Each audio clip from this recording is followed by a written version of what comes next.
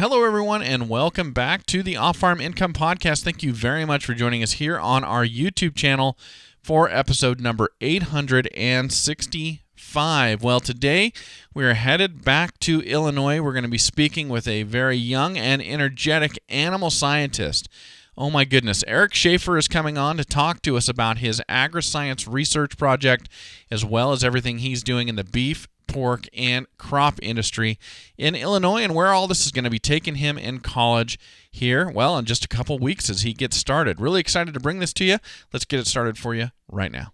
Joining me today is Eric Schafer, and Eric is coming to us from Taylorville High School in Taylorville, Illinois, where he just finished up serving as his chapter's vice president, as he has recently graduated, and he is a former state diversified ag proficiency winner in the state of Illinois, as well as a gold winner at the national level, and with his sister at the National Agriscience Fair, a national winner in animal systems. So, Eric, welcome to the show. Thank you so much for coming on.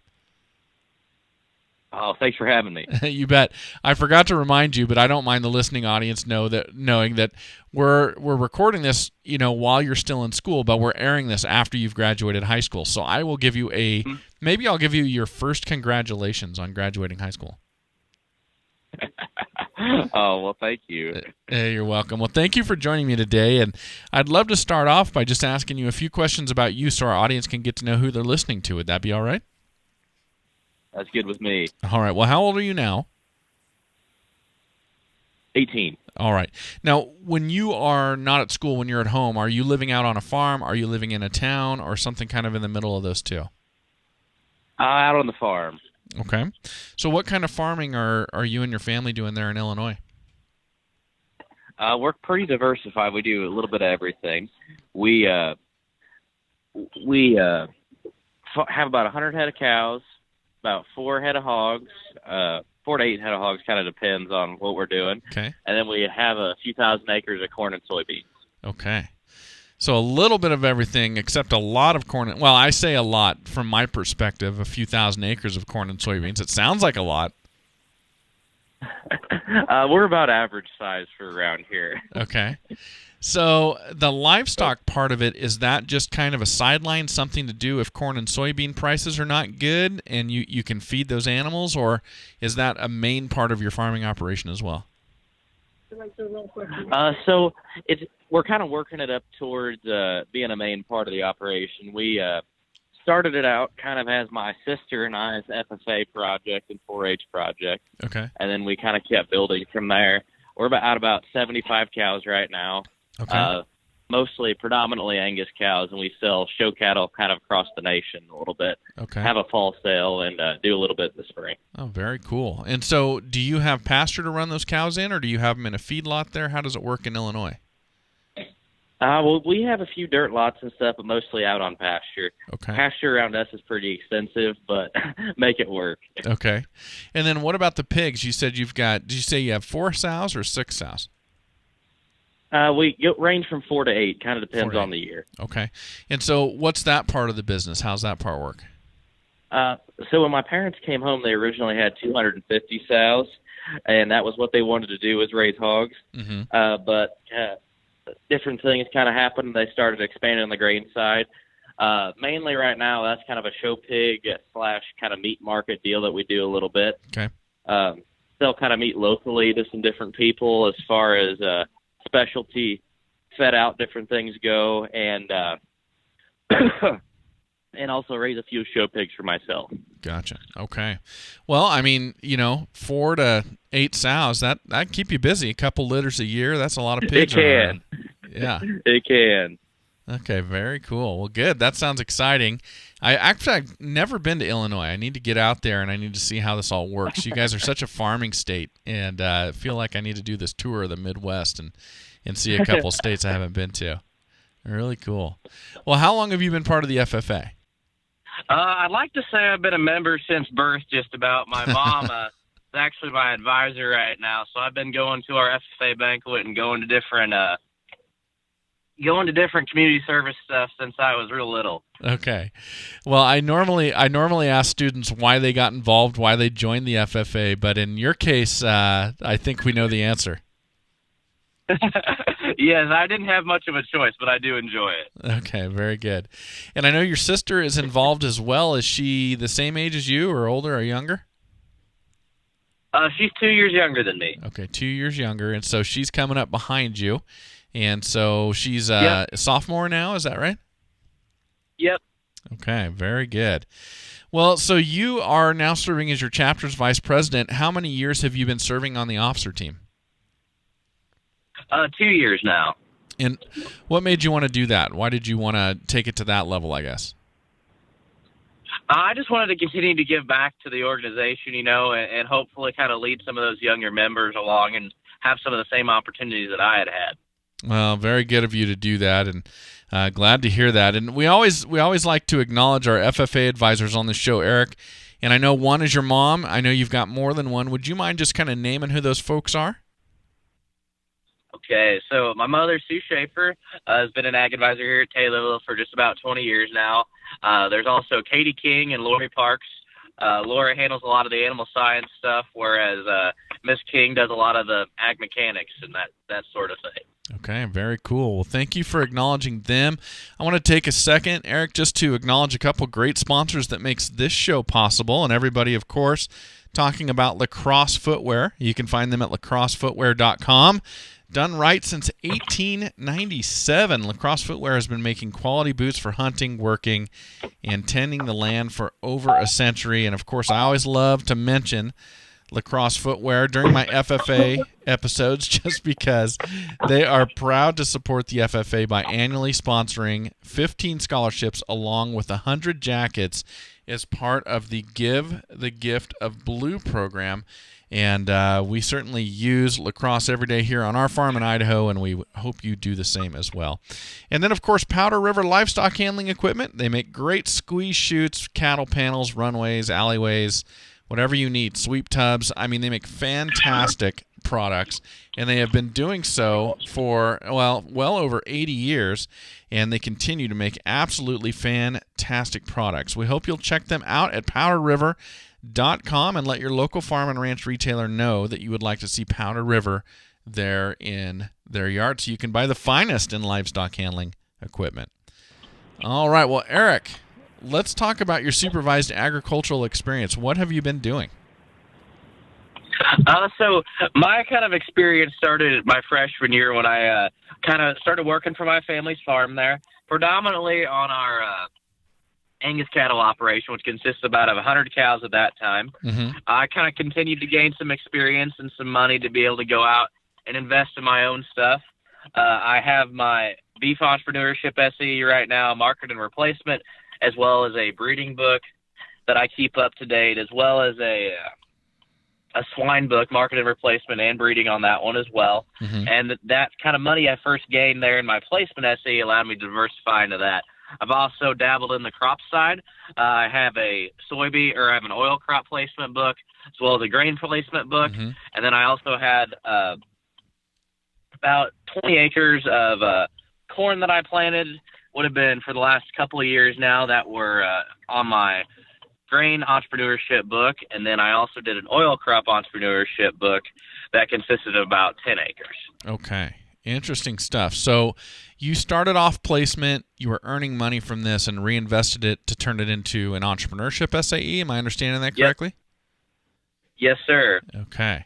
Also dabbled in some science fair research stuff that I did in an animal systems research book. Okay. Very cool. Lots to talk about. So let's start off with the crops, with the soybeans and with the corn, and with the ground that you're growing them on. So is this on your family's ground, or did you go lease ground from somebody else? I leased it actually from my grandfather and my grandma, actually. Okay. I always like to explore this whenever I get to interview a student who is doing this. So grandma and grandma, they allowed you to lease this ground so you could grow the 20 acres of corn and 10 acres of soybeans, correct? Yep. Okay, now here's my question I always like to explore. Obviously, grandma and grandma would love to see you succeed. So, with that in mind, why do you think they have you pay the lease and actually pay them for the ground rather than just letting you farm it? For me, I think it's kind of teaching me some fiscal responsibility as far as dollars go. around us, kind of that cash rent stuff is getting pretty competitive as far as competing with different our farmers and different things, and realizing that expense is important to take into account, and then also kind of being able to manage your money and forward markets and different things to be able to pay for some different items.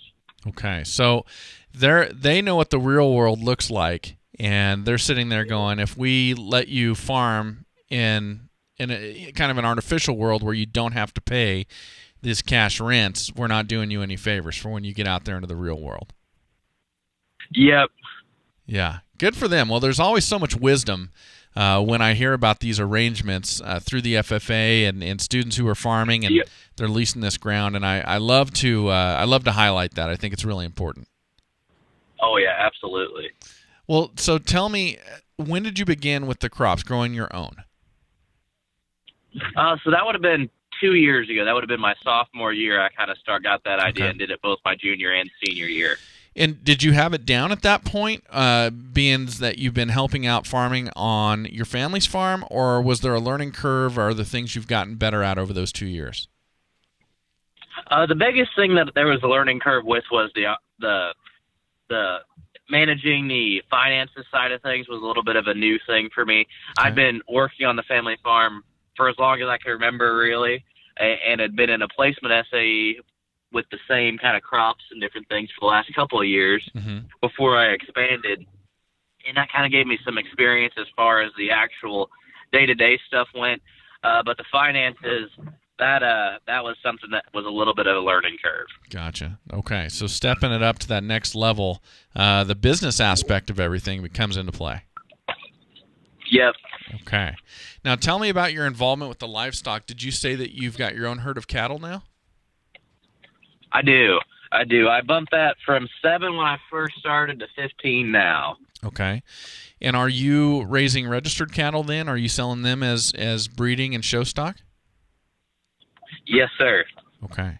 So as you talked about earlier that your family's selling breeding stock or show stock coast to coast, is your demographic of your customers that broad as well, or are you selling mostly in your local area? It's not quite that broad yet. I've sold a couple to Kansas and a couple to the East Coast, I believe Maryland or Virginia, and that's kind of the extent of my just do a little bit here and there as far as that goes, but not quite as broad yet. But I'm working on it. We're getting closer and closer. And where are these cows headed? Are they headed to FFA projects and the show ring and 4-H projects, or are they going into people's herds and their genetics are being utilized to improve a herd? A lot of it is show stuff, but a lot of our kind of show pedigrees have that kind of genetic package to be able to go and improve genetics as far as creating some more show cattle go and stuff. So we're proud to offer that as kind of a dual purpose deal a little bit, where we can have some show ring look and have some presence, but also have some functional cow to be able to go out and do her job out in the pasture. Okay, very good. Really interesting stuff so far, and you've got this award, the National Agriscience Fair. You and your sister combined won a national award there in animal systems. Tell me and tell everybody else here what you've been doing in terms of agriscience research. Okay, so my agriscience research started my freshman year. My mom was actually looking for something to kind of get me involved, and I was in a different chapter at the time that I ended up transferring up to Taylorville here where I'm at now. But at the time, I was looking for something that I could do kind of individually because I really didn't have anybody else too interested in it, and something that I was passionate about. And I started that, ended up doing a comparison between in vitro fertilization embryos in Angus cattle and conventional embryo transfer in Angus cattle, and comparing the conception rates of the two, because we've been having some different variances that we were a little bit concerned about in our own herd and had heard about it from others. Okay. With that, I kind of continued to expand on that the next year and did a comparison of whether or not different cows brought into heat with different techniques would be more apt to take an embryo, whether using cedars to keep cows pregnant actually worked or not, which was something that we had done a little bit on some of our own heifers as well as heard some other people doing. And then that kind of transferred into this year's project, which ended up being a winner for me and my sister. That was comparing different methods of bringing cows into estrus. So the first method that we used was utilizing just your luteolase and cisterellin to bring a cow into heat. Mm-hmm. The second one utilized cedars, or controlled internal drug release of progesterone. With that, we found that the cedars had a higher conception rate, and we're able to take that all the way to nationals. Very cool. Okay, so I guess what was your population size of the cattle that you were doing this experiment on, I guess? So when we were looking at my first year, we were trying to find cows that were genetically similar enough to be able to keep some of our variables controlled. And my father had an opportunity that year to go ahead and purchase would have been about 50 recips out of South Dakota that were all half siblings. Okay. And we went ahead and made that purchase, not just for my science fair, but in order to kind of expand our herd size a little bit and to continue to create some more of those high quality show cattle. But it sort of worked out that those were all related, and I was able to use them in my science fair. And so did you use 100% of those, 25 with the luteolase, 25 with the cedars? So we actually used 45 cows total. Okay. The population size would have been 45, and that way, in case the pet usually throws a couple out because their corpus luteum isn't quite big enough to sustain a pregnancy. Mm-hmm. So with that, there's always 2 or 3 that get thrown out. Okay. And we did a population of about 40 total. Got it. So you had those 45, knowing your normal rate where the vet says they're not ready, and you implanted you used the different methods for bringing all 40 of those into estrus. Yep. Okay. Interesting stuff. And so run us through the process really quick. I've done it with luteolase. I've never done it with cedars. And obviously luteolases are injections. How does cedars work? Cedars are vaginal inserts that slowly release progesterone. Okay. So the theory behind that is progesterone is produced usually by your corpus luteum, whereas your corpus luteum doesn't always continue to get big enough with luteolase. The theory is that the slow release of progesterone within the cow will help kind of jumpstart that CL in that cow for her to be able to intake in an embryo or in vitro embryo, whatever you may be wanting to do, even naturally breed her, that's a possibility as well. Okay. Interesting. So now, with your findings, what are the ramifications for this? For your farm yourself, and for other farmers that will read and learn about your experiment? Well, for us, it kind of just confirmed what we're already doing as far as cedars cost about $10 to $12 per cedar. So you're looking at $10 to $12 a cow that you use that on. Okay. And if you spread that over 100 cows, that can start to get a little bit of expense. Mm-hmm. And with that, we wanted to see if that was actually beneficial to our operation, and wanted to see if that was actually beneficial to the industry as far as utilizing that goes. And when you're talking about 100 cows and that extra expense, we wanted to go ahead and make sure that we were getting extra calves. And when we came back with that, it would have been about a 10% difference as far as calves go in conception rates. We had a 10% higher conception rate when we used the cedars. Mm-hmm. With that, we attributed that to higher quality heats because of the added progesterone in their system. Okay. With that 10% doesn't sound like a whole lot, but you spread that over 100 cows, and that's 10 extra calves. Right. Spread that over 1,000 cows, and that's 100 extra calves. And those, if you're averaging, say, $2,500 to $5,000 on bulls, that's a lot of money. Yeah. So we're looking at it kind of economically and the economic ramifications of it. Okay, very cool. Wow. Really amazing stuff. I've got an animal science degree, and I'm trying to think if I ever did anything this advanced in getting my degree. I don't think I did. This is some pretty advanced animal science work you're doing here. Yeah, well, we wanted to find something that was going to challenge us, and that's why we ended up doing it. Yeah, you certainly did. I have a challenge just keeping up with everything you're saying here. Very cool. Well, so here you are. At the time this is coming out again, you've graduated, but you haven't graduated while we're interviewing this. But where are you headed next? What's next for you after high school, Eric? So I've been lucky enough to be on a competitive livestock judging team since the time I was 9, and my parents were both at kind of competitive livestock judges there in high school. They went to Blackhawk East Community College and then to Iowa State, and I too kind of have that same dream to competitively judge at college.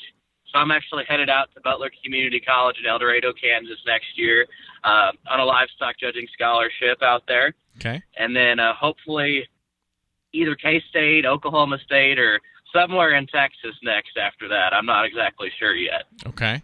So out of Illinois completely? Yep. Okay. Yep, I'm not sticking around. I might end up coming back afterwards, though. Okay. Well, that's interesting. So the livestock judging, it always seems to start, the competitive livestock judging always seems to start at the community college level. It just seems like community colleges are so strong in livestock judging. Is that what you found? Absolutely. Yes, and then so I actually was looking at doing a 4-year possibly at the time that I started, and I had been competitive. I had been lucky enough to be on some nationally competitive teams and have my name out there, so I was able to get a couple of interviews with a few of them, and they all told me that extra year of experience that you get at the junior college level is extremely important to be able to come up to the senior college level, and it helps you translate. They all said that I could come in and I would be fine. I would do meat judging and do horse judging or something like that before I would go into livestock judging. But I decided, my true passion was with the livestock, and I decided that's what I was going to do, to kind of translate up there to the senior college level, hopefully. Okay. So from Illinois to Kansas, and then a couple years, and then down to Oklahoma or Texas. So what's driving you south? Why are you heading down towards Oklahoma or Texas ultimately to finish up your 4-year degree? A lot of it is to do with livestock judging. Kansas State, Oklahoma State, and then Texas A&M and Tech have always been really good as far as livestock judging programs go. And then also of it, my family, the main kind of business here is usually corn and soybeans. But my kind of passion is with the cattle, and I love working with cows and doing that sort of stuff. I like the pigs as well, but the cows are what I really like to do, and that's kind of why that's driving me in that direction, I guess. Very cool. Now, so is it just you and your sister, or do you have more siblings? Just me and my sister. Okay, so you're of your family, and you and your sister, you're the first one to enter in the FFA. So you did this project together for your senior year that won you this national championship with your sister, correct? Yes, sir. So what did that mean to you to, I guess, kind of as a capstone to your high school career, your FFA career in high school, to be able to mentor your sister and to help her reach heights like that when she's just a sophomore? It meant a lot to me. I was really excited to be able to go out there and kind of represent Taylor FFA at the national stage. We've been able to have some national success and been able to have some competitive FFA members over the years, and with that, it was kind of extremely important to me to be able to continue that legacy and to be able to kind of pass that legacy on to my sister as well. That is great. Well, Eric, before I let you go, I'd love to ask your advice for other students out there. I mean, obviously, you really challenged yourself with everything you've done in agriscience research, and I can just tell by just the energy and the brightness in your voice that you're going to continue to do that. Why would an FFA student, why would a student coming to the FFA, why would they want to challenge themselves and maybe make things harder on themselves than they have to be? Well, for me, it's been like I said, I consider myself almost a lifetime FFA member. And with that, over the years, I've been able to realize that most experiences just like the FFA, most experiences are all in what you make it. And for me, those challenges kind of challenged me to be the best I could be, and to take on those challenges meant to me that I was able to make myself into a better person and develop myself as a personal level. And for me, I think that the biggest thing is to go out and challenge yourself, like you said. And the reason that I did that was in order to continue to kind of personal development and to be able to prepare myself for that next level. Yeah, very good. Very good. Well, Eric, thank you so much for taking the time today, and best of luck to you. It sounds to me like it's a really exciting future for you. Thank you. Thanks for having me. Well, thank you for being here, everybody. Really enjoyed that interview with Eric, and best of luck to him as he starts his college career. And as always, enjoy your journey to the ultimate lifestyle business, agriculture.